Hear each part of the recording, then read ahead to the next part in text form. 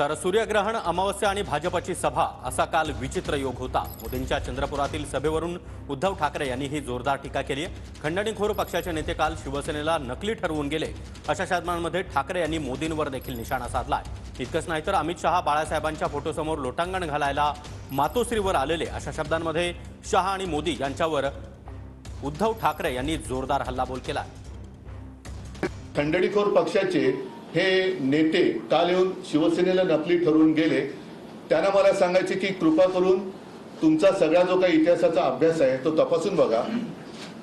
2019 साली तुमच्याच पक्षाचे तत्कालीन अध्यक्ष अमित शहा हे शिवसेना प्रमुखांच्या फोटोसमोर लोटांगण घालायला मातोश्रीत आले होते। तेव्हा सुद्धा मीच होतो, आमची हीच शिवसेना होती।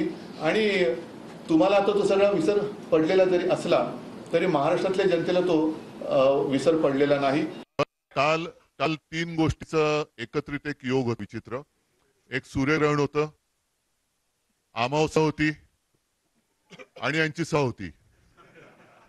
असा योग पहिला प्रथम आपल्या देशामध्ये होता। फार विचित्र योग होता, असं सगळे एकत्र येणं।